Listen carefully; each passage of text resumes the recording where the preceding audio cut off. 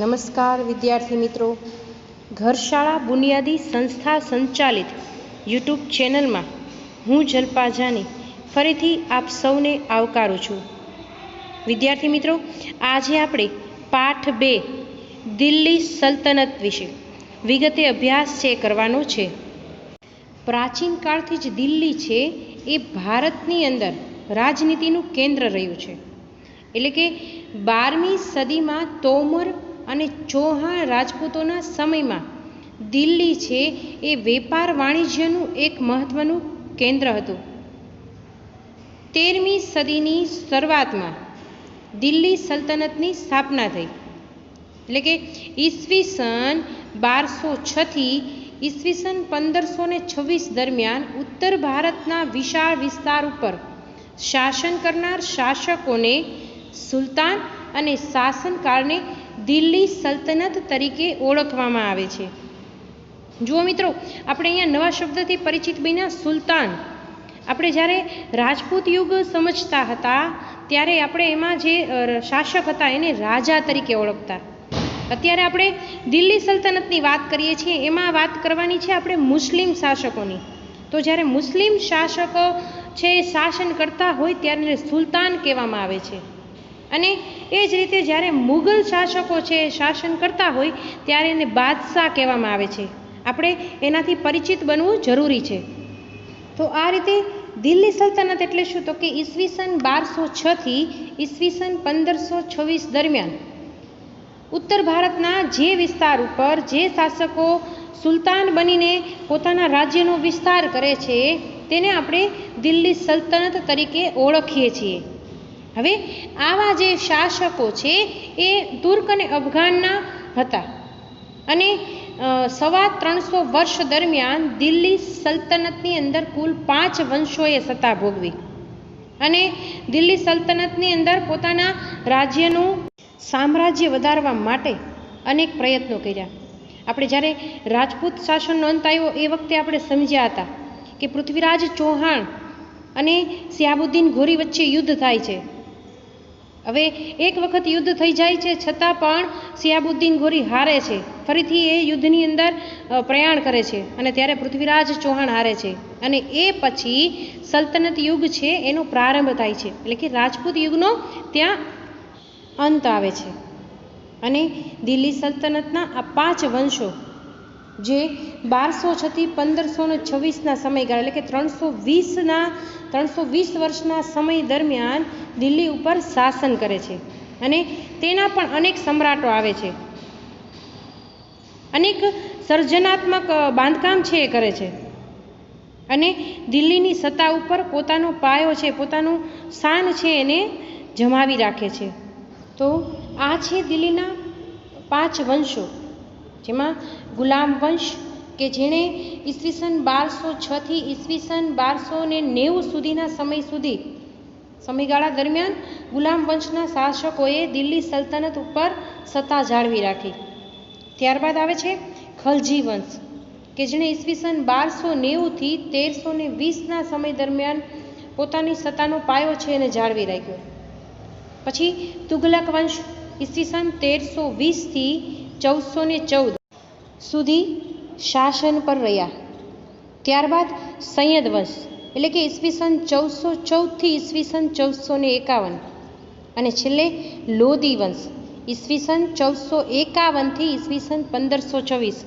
હવે મિત્રો તમને સમજાઈ ગયું છે કે આપણે વાત કરી દિલ્હી સલ્તનતની, જેનો સમયગાળો જ ઈસવીસન 1206 થી ઈસવીસન 1526 છે.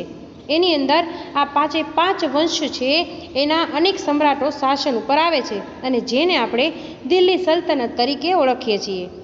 તો સૌપ્રથમ આ વંશો પૈકી આપણે ગુલામ વંશ વિશે વિગતે અભ્યાસ છે એ કરીએ. વિદ્યાર્થી મિત્રો, તમે સ્ક્રીન પર કુતુબુદ્દીન ઐબકને જોઈ શકો છો, જે ગુલામ વંશનો સ્થાપક છે.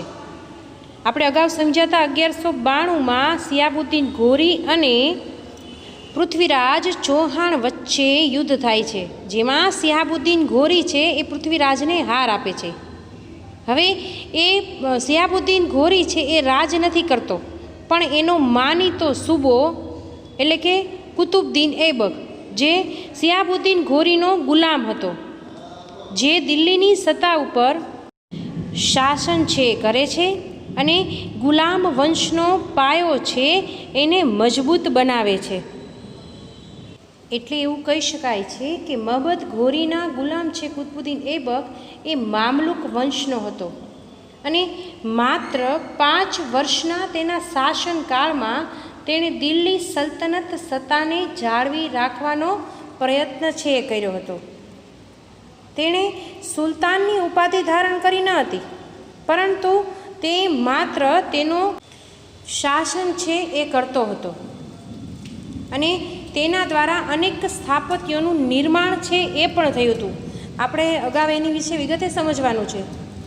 ઢાઈ કા ઝોપડા, કુતુબ મિનાર, કુવત ઉલ ઇસ્લામ નામની મસ્જિદ, આવા અનેક સ્થાપત્યો એ કુતુબદીન ઐબકે બંધાવેલા હતા. કુતુબદીને પોતાની રાજધાની એને લાહોર રાખી હતી અને એવું કહેવાય છે કે ઈસવીસન 1210 પોલો રમતા, એટલે કે જેને આપણે ચોગાનની રમત કહેવાય છે, પોલો રમતા ઘોડા પરથી પડી જતા કુતુબદીન ઐબક એ મૃત્યુ પામે છે અને જેનો મકબરો એ લાહોરની અંદર આવેલો છે. તો વિદ્યાર્થી મિત્રો, આ રીતે કુતુબદીન ઐબક લાખબક્ષ તરીકે પણ જાણીતો થયો હતો. તે મહમદ ઘોરીનો ગુલામ તો હતો, પરંતુ તેની સાથે તેની પુત્રી સાથે પણ તેણે લગ્ન કર્યા હતા અને આ રીતે દિલ્હી અને અજમેરમાં તેણે પોતાની સત્તાનો વિસ્તાર કરી, પોતાનું રાજ્ય વિસ્તાર અને પોતાનું વર્ચસ્વ એ વધાર્યું હતું. ત્યારબાદ કુતુબદીન ઐબકના અવસાન પછી ગુલામ વંશની અંદર ઇલ્તુત્મિશ આવે છે, જે કુતુબદીન ઐબકનો ગુલામ તો હતો પણ સાથે સાથે તેનો જમાઈ પણ હતો. અહીં તમે સ્ક્રીન પર ઇલ્તુત્મિશને જોઈ શકો છો. ઇલ્તુત્મિશ પણ એ સમયનો સર્વોપરી રાજા એને માનવામાં આવતો, કારણ કે તેણે ચેહલગાન, એટલે કે જેને ચારગાન તરીકે ઓળખવામાં આવે છે, તેની સ્થાપના કરી હતી. તો આપણે સમજી લઈએ કે ચેહલગાન એટલે શું, તો કે 40 તુર્ક અમીરો એના દળની રચના કરી.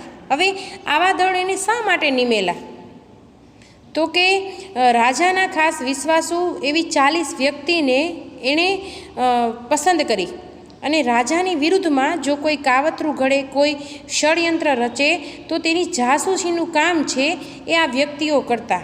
એટલા માટે એને ચેહલગાન એટલે કે ચારગાન તરીકે ઓળખવામાં આવે છે. તેની સ્થાપના એ ઇલ્તુત્મિશે કરી હતી. આ ઉપરાંત તેણે પોતાની રાજધાનીનું સ્થળાંતર એ લાહોરથી દિલ્હી સુધીનું કર્યું હતું અને એટલા માટે તે ઇલ્તુત્મિશને ગુલામ વંશનો સાચો સ્થાપક માનવામાં આવે છે. ઇલ્તુત્મિશને પોતાના એક પુત્રને સુલતાન બનાવવા યોગ્ય ન સમજતા તેણે પોતાની એક કાબિલ પુત્રીને સુલતાના બનાવી હતી અને પોતાના ઉત્તરાધિકારી તરીકે એને જાહેર કરેલી હતી. તો ઇલ્તુત્મિશ પણ એ વખતનો સર્વોપરી રાજા અને ગુલામ વંશનો સાચો સ્થાપક માનવામાં આવે છે. અને એવું કહેવાય છે, ઇતિહાસમાં એવું પણ જાણવા મળ્યું છે કે ભારતમાં પ્રથમવાર જો તાંબાના અને ચાંદીના સિક્કા બહાર પાડ્યા હોય તો એ ઇલ્તુત્મિશે બહાર પાડ્યા હતા. આ રીતે સૌથી પહેલો ગુલામ વંશનો સ્થાપક હતો કુતુબુદ્દીન ઐબક. ત્યારબાદ એનો ગુલામ કયો કે એનો જમાઈ કયો એ ઇલ્તુત્મિશ એ ગુલામ વંશની ગાદી ઉપર આવે છે અને દિલ્હી સલ્તનત ઉપર પોતાની સત્તા એ જાળવી રાખે છે. હવે ઇલ્તુત્મિશના અવસાન બાદ તેની પુત્રી રઝિયા સુલતાના દિલ્હીની ગાદીએ આવે છે.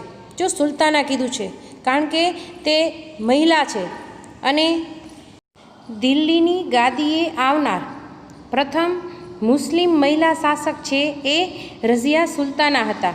તે ખૂબ જ શક્તિશાળી હતા અને પુરુષોના કપડાં પહેરતા, સાથે સાથે સ્ત્રી શાસક તરીકે તેના નિયમ બનાવ્યા અને લોકો પર પોતાનું રાજ રહે એવું પોતાનું વર્ચસ્વ એણે જમાવ્યું.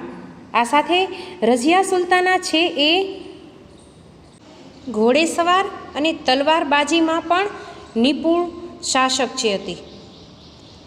હવે જ્યારે રઝિયા સુલતાના દિલ્હી સલ્તનતની ગાદીએ આવે છે ત્યારે એ સમયના ઇતિહાસકાર મિન્હાજ એ સિરાજ એ પણ એવું સ્વીકારતા કે રઝિયા સુલતાના તેના બધા જ ભાઈઓમાં સૌથી વધુ કાબેલ અને સક્ષમ હતા. હવે એક મહિલા શાસનકર્તા તરીકે લોકો છે એને સ્વીકારતા નહીં. દરબારીઓ પણ તેને સ્વતંત્ર શાસક તરીકે સ્વીકારવા રાજી ન હતા. અને ખાસ કરીને અમીરોની સત્તા, લાલસા અને સતત ચાલતા વિદ્રોહે આખરે તેના શાસનનો અંત આણ્યો અને તેના અવસાન પછી 6 વર્ષ સુધી રાજ્યમાં અંધાધૂંધી ચાલી. કારણ કે અમીર ઉમરાઓને રઝિયા બેગમની સત્તા ખૂબ જ ખૂંચતી હતી અને એની ખટપટના કારણે જ રઝિયાના શાસનનો અંત આવ્યો હતો. આખરે અમીરોએ ઇલ્તુત્મિશના પુત્ર નાસિરુદ્દીનને ગાદીએ બેસાડ્યો. એટલે કે રઝિયા સુલતાન પછી એનો ભાઈ છે એ દિલ્હી સલ્તનતની ગાદીએ આવે છે. અહીં તમે સ્ક્રીન પર નાસિરુદ્દીનને જોઈ શકો છો, જે રઝિયા સુલતાનાનો ભાઈ અને ઇલ્તુત્મિશનો પુત્ર હતો. 21 વર્ષ સુધી નાસિરુદ્દીન છે એણે દિલ્હી સલ્તનત ઉપર પોતાનું શાસન છે જમાવી રાખ્યું. એટલે કે 21 વર્ષ સુધી એણે કામ છે એ કર્યું અને પોતાની સત્તાનો વિસ્તાર કર્યો. ત્યારબાદ ગયાસુદ્દીન બલબલ છે એ ગાદીએ આવ્યો અને સૌપ્રથમ તેણે શું કર્યું તો કે ચેહલગાન દળનો નાશ કર્યો અને પોતાનું જે શાસન તંત્ર છે એના પરથી અમીરોની જે પકડ છે એને હળવી કરી.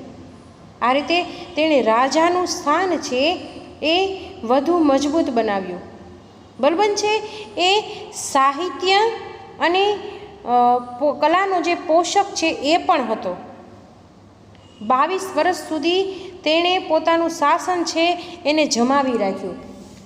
છતાં પણ જ્યારે બલબન શાસન ઉપર આવ્યો ત્યારથી દિલ્હીના શાસનમાં અશાંતિ અને અવ્યવસ્થા છે એની શરૂઆત થઈ ગઈ અને એનો જે મજબૂત પાયો હતો એને આણીને તેણે અને તેના પછીના શાસકો છે એ નબળા પડ્યા અને દિલ્હી ઉપર છે એ ગુલામ વંશની સત્તાનો નાશ થાય છે. હવે જ્યારે ગયાસુદ્દીન બલબન છે તેણે સિજદા પદ્ધતિ અને પાયબોશ પદ્ધતિ પણ અપનાવેલ હતી. જો સિજદા પદ્ધતિ એટલે શું તો કે રાજાના દરબારમાં જ્યારે કોઈ પ્રવેશે છે ત્યારે રાજાને જે સલામ ભરવાની પદ્ધતિ છે એને સિજદા પદ્ધતિ કહેવામાં આવે છે. અને પાયબોશ પદ્ધતિ એટલે શું તો કે રાજાના પગ ચૂમવાની પદ્ધતિ. આ બંને પદ્ધતિની જો શરૂઆત કરાવી હોય તો ગયાસુદ્દીન બલબને. તો વિદ્યાર્થી મિત્રો, આ રીતે ગુલામ વંશની અંદર સૌપ્રથમ એનો શાસક આવે છે કુતુબુદ્દીન ઐબક, ત્યારબાદ ઇલ્તુત્મિશ, ત્યારબાદ ઇલ્તુત્મિશની પુત્રી રઝિયા સુલતાના, એનો પુત્ર નાસિરુદ્દીન અને નાસિરુદ્દીનનો વઝીર ગયાસુદ્દીન બલબન ગુલામ વંશના શાસકો છે રહ્યા છે. અને ત્યારબાદ શરૂઆત થાય છે ખલજી વંશની. ખલજી વંશનો જે સમયગાળો છે એ ઈસવીસન 1290થી ઈસવીસન 1320 સુધીનો રહ્યો છે. એટલે કે 30 વર્ષ સુધી ખલજી વંશના શાસકોએ શાસન કર્યું છે. કે ખલજી વંશની જો શરૂઆત કરી હોય તો એ જલાલુદ્દીન ખલજીના શાસનથી થઈ હતી. એટલે કે એનો સ્થાપક છે એ જલાલુદ્દીન ખલજીને માનવામાં આવે છે અને જલાલુદ્દીન છે એ 6 વર્ષ સુધી શાસન કરે છે અને ત્યારબાદ એના 6 વર્ષના શાસન બાદ દિલ્હીની ગાદીએ મહત્વાકાંક્ષી સુલતાન અલાઉદ્દીન ખલજી આવે છે. અલાઉદ્દીન ખલજી છે એ દિલ્હી સલ્તનતનો વિસ્તાર છે એ રાજસ્થાન ઉપરાંત ઉત્તર ભારત, ગુજરાત, દક્ષિણ ભારત અનેક જે રાજ્યો છે એની ઉપર વિજય પ્રાપ્ત કરી અને સામ્રાજ્યનો વિસ્તાર છે એ કર્યો હતો. આ ઉપરાંત તેણે અનેક વહીવટી સુધારા પણ કર્યા હતા, જેવા કે ભાવ નિયમન, બજાર નિયંત્રણ, સંગ્રહખોરી નિયમન જેવા અનેક ફેરફારો છે તેણે કર્યા હતા. સાથે સાથે મહત્ત્વની વાત તો એ છે કે તેણે વિશાળ સૈન્ય શક્તિ બનાવી હતી અને સ્થાયી સેનાની શરૂઆત કરી હતી. ઘોડા અને સૈનિકોની એક વિશિષ્ટ ઓળખ માટે તેણે દાગ અને ચહેરા પદ્ધતિની શરૂઆત કરી હતી.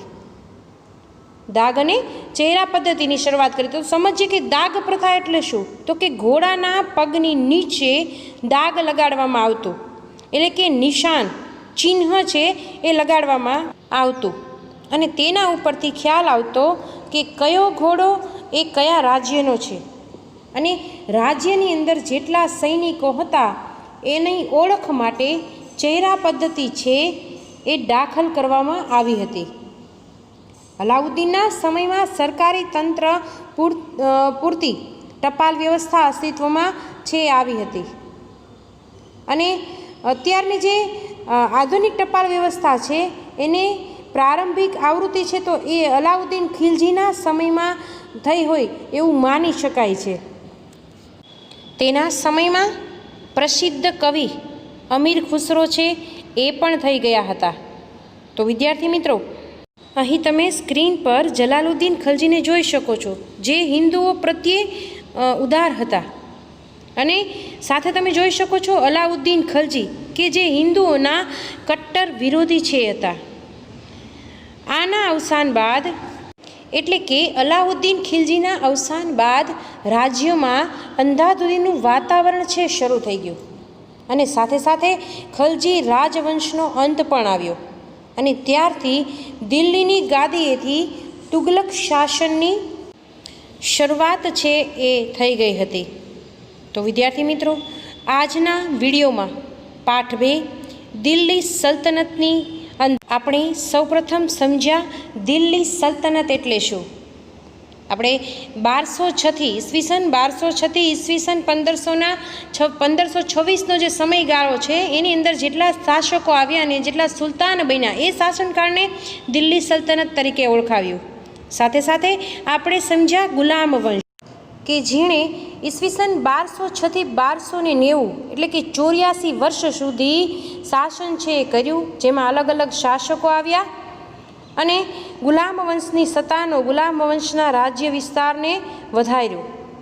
ત્યારબાદ આપણે સમજ્યા ખલજી વંશ, જેણે ઈસવીસન 1290થી ઈસવીસન 1320 એટલે કે 30 વર્ષ સુધી શાસન કર્યું અને એના પણ શાસકો વિશે આપણે વિગતે અભ્યાસ કર્યો.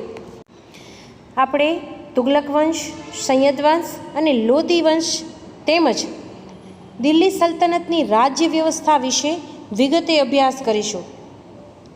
ત્યાં સુધી આપ સૌના સહકાર સાથે રજા લઈશ. અને હા મિત્રો, આ પાઠના જરૂરી મુદ્દા સાથે તેનું નોંધ કરવાનું ભૂલશો નહીં. આવજો.